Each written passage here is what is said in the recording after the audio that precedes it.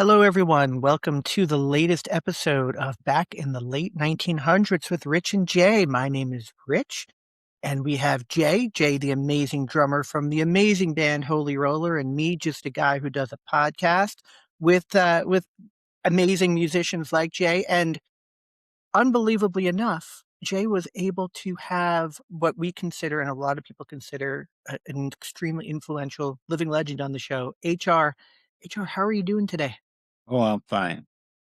Excellent, excellent.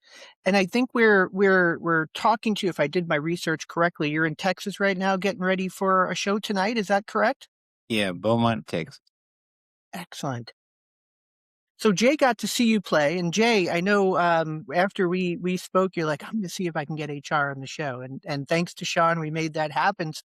Jay, I know we've been talking how excited you are to speak with HR. So I'll let Yeah, you so start.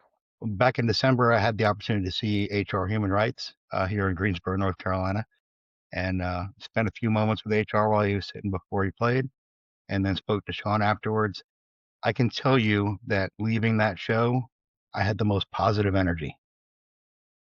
Like that show left me feeling so alive. Good, So good. I appreciate that. Um, So it looks like you guys started this tour in March on the 20th in Baton Rouge. Can end up in May in Phoenix, Arizona at the Yucca Tap Room. Um, if anybody has the opportunity to go see HR Human Rights play, you want to hear good reggae, this is the man right here. So tell me a little bit about everybody wants to hear us talk about the bad branch. We'll do that later. Let's talk about human rights. Um, what you're doing now, where it started, the transition from punk / reggae into reggae. How did that happen? Well, I wanted to play reggae ever since 1984, and I kept asking Daryl in the Bad Brains, when are we gonna change the name of the band and make the crossover? And kept on delaying. So I eventually left the band and found some of my old friends, David Byers and Kenny and Jose and Judah, and we started a group called the Zion Train. And that eventually went into human rights. I overheard a Sting interview, and Kenny Copeland's brother Mr. Copeland was talking in the interview on the radio, and he said that he was going to be working on some human rights for some people in Africa. And then I said, well, that's a great name for HR, because my friends have been calling me HR ever since 1976, 77. And I said, well, that's what I'll call my group, Human Rights. And that's how it started. Awesome. So I do know your bass player in 2007, Jerry Barrett, is a friend of mine. Yes. So Jerry's such a great guy, speaks so highly of you, your interaction with him and his family. So I'm sure it's okay if I say hi from Jerry. Yes, I. So you've done a lot of recording over the years, 40 years of solo stuff, right? We're going on 40 years. Mm-hmm. Did my research on some stuff you appeared on, some stuff with Long Beach Dub All Stars, song with POD, song with Sublime, song with Islander, a couple of them actually, and Go Go Bordello. Yeah. Just really cool stuff to be on, really cool bands to be associated with. And then I see in 2020, I'm going to go off music for a second. You wrote a children's book. Yeah, I sure did. I wrote two of them called I Got That PMA. Beautiful. And for little kids. If people don't know what PMA is, positive mental attitude. Positive mental attitude. It's a formula that I got from Napoleon Hill's book, Think and Grow Rich. Cool. So you started releasing stuff solo in '85. You've been going. How old are you now, HR? Who me? Over Yeah, 21. over 21. You can get into those shows legally now, right? I'm just the energy, even at the show in December, still coming out of you at this age. It's just mind blowing. Like I hope that in 20, 25 years, I have that kind of energy left to play. Yes, sir. Yes, sir. You will. There it is, the positive attitude. I Yeah, love it. That's yeah. right. That's I right. love it. Keep that Uh, PM in. so, are you guys doing any recording with the new lineup or? Yes, sir. We are doing some recording. We're doing live recording, and we hope to go into the studio as soon as possible. Beautiful. I did have a really good interaction with Hector, your drummer, after the show in December, and I'm a drummer, and I said, man, the one thing I struggle with playing, like, and I don't know if it's like I'm just not getting it, but it's playing reggae. Like I can play funk, I can play hard rock, I can play metal, I can play punk, I can play all that stuff.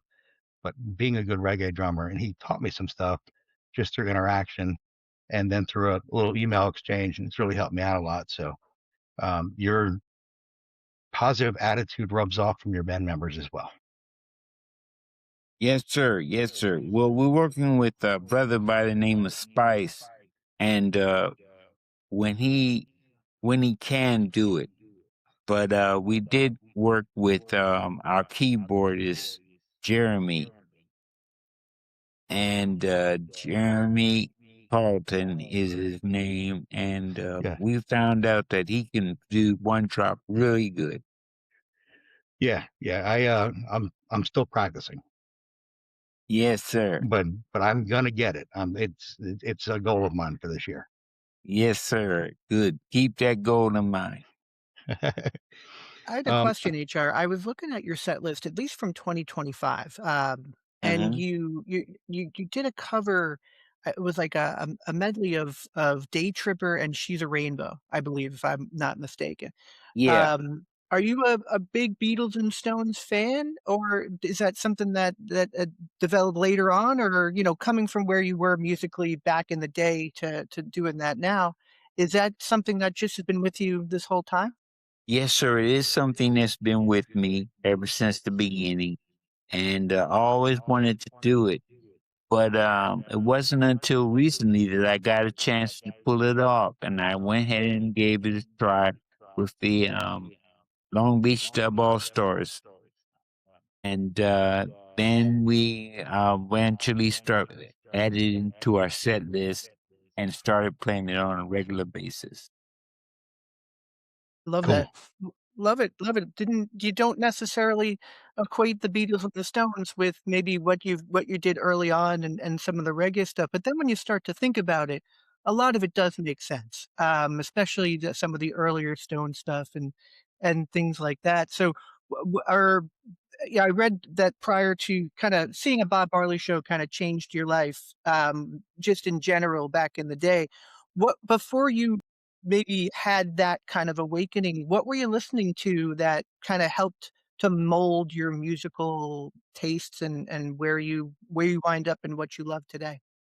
A lot of it was stemmed off of Bob Marley, and we later on incorporated his music into our own music, but we wanted to do it with original songs.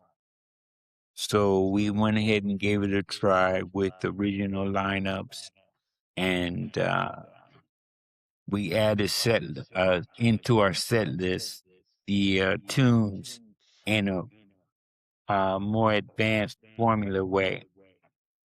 And then we just said, hey, we're going to try something new. And we're going to see if it works. And it worked, and we pulled it off, and we're just grateful for what happened. I can say there's not much you've done that hasn't worked. Yes, you're welcome. You're welcome. So other than Marley, was there any other big influences on you? Yeah, Burning Spear, and also a brother by the name of Ijaman. to look that one up. I Yeah, I know don't Burn know Me though, and Spare.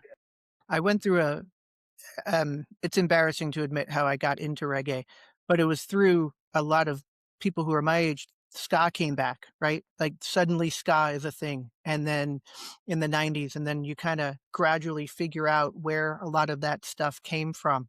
And I Mhm. started to move towards a lot of the reggae of that era. So like your Bob Marley and your Jimmy Cliff and your but the thing that always got me the most watching was The Harder They Come, and that soundtrack in that movie. I had the grainiest version of that movie, like, bootlegged, and I just thought that that soundtrack was just so amazing to get an understanding of what that was all about. Is that something that you were a fan of back in the day, or Yes, sir, it is.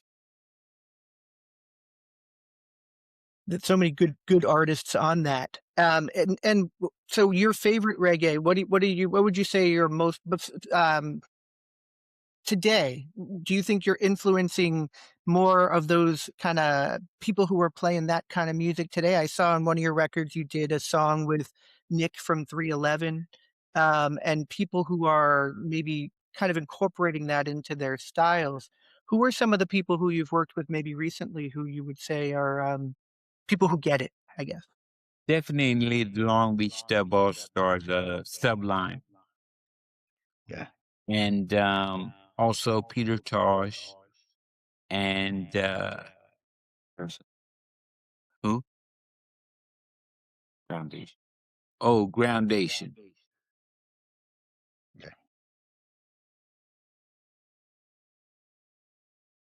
So let's see. Covered a lot of the HR stuff. Anything else you want to talk about as far as human rights goes? Anything else coming up after this tour? Yeah. We're doing a show in the Milk Boy in Philadelphia, and that's where I was staying at before I came to Texas. And I was doing shows with a brother by the name of Ezekiel Zagar, Cool, and cool. we decided to take him on tour with us to do some gigs down south. And we recently went to New Orleans, and we had a really good time. This was yesterday, and we had a great time there. We sold out the concert. It was in a small place, small venue, but a couple of hundred kids showed up, and we packed the place, and we sold out. And we had T-shirts, buttons, posters, and new jerseys, new HR jerseys for sale, and we sold out all of them. Awesome. Beautiful. People get I love how people now still get a understand and have the appetite for what you're doing, and I think reggae is relatively, I don't wanna say a lost art, but there's, it's not as kinda pushed forward in the mainstream as it did for a little while. It kinda goes in waves. I feel like you're doing what you can to make sure that that stays alive and people understand and hear how important that music was and is. Yes, sir. Yes, sir. Definite. That Philadelphia show, by the way, at Milk Boy is April 15th, which would have been my dad's birthday. So All it was an right. important day for me. All Um, right. All right. I see you guys are on the Me Gusta Festival as well in Fort Worth in May, Yes, which is sir. a cool We're festival. playing that on May 9th. Yeah, it's that seems to always have a really great lineup. From the Yes, past few sir. years that I've seen, definitely you're a big addition to that for sure. Yes, sir. Um, We're looking forward to that. yeah, absolutely. Um, so obviously, the history that everybody knows you're from is Bad Brains. Um, and I know you've been trying to. I think a lot what happens with HR human rights is a lot of kids expect that you're going to be doing Bad Brain stuff. And I heard one song from Bad Brains when I came to see you in December. Um, done in a reggae version. It was really cool. Um, but I think the message it ought to get out is that you are a different person now doing different stuff, or maybe the same person doing different stuff. And they shouldn't expect that they're going to get a punk rock show. They should expect they're going to get a reggae show. Um, Yeah. that's I think something you guys I know talking with Sean, your manager, that you guys struggle with a little bit, trying to shake the identity of a Yeah. bunch of punk kids coming out and being disappointed. When they shouldn't be disappointed, they're about to hear a fucking amazing set. Yes, sir. Yes, sir. So certainly, if you're going to see HR, don't have that that stigma of oh, I'm going to go see a punk rock. It's not a punk rock show; it's a reggae show now, and you should enjoy it. All right. Well, y'all keep it going and keep up the good work because we love you and thank you for putting us on your show and doing this podcast with us. Yeah. And when we get the chance, we'll do it again. Love Thank that. you, HR. Love that. Okay. Amazing stuff. Thank you so much for your time and enjoy the show tonight. You're playing tonight, correct? Yes, sir. We are. We're doing a show tonight in Beaumont, Texas. Excellent. Excellent. Thank you so much. Amazing stuff. I think you have influenced so many different genres from, the hardcore to the punk to things like Faith No More and the Red Hot Chili Peppers, who probably would not have existed without you. Even things like new metal. I know you did a song with POD, and we'll forgive you for some of the new metal, but some of it's really good too. But is there one thing that you would call out HR as kind of the top thing in your career that you would say is your favorite moment, or anything that you would call out specifically? Doing gigs in the Lower East Side, New York, Manhattan, at the Bowery Electric. And we sold that out and it was great. We did some really good shows there. I just thank them for coming and participating in and pulling it all together with us. And we're just so grateful. And thank you again. Excellent. Thank you so much, Absolutely. HRN. Thank you so Okay. much for your time, and have a great show tonight, and it was amazing to meet you. All right. Peace and love. Keep up the good work. See Peace Thanks, and HR. love, Thank you, Thanks, guys. Sean. Sean. Thank you for making this happen. All right. You're welcome. Bye bye. Peace and love.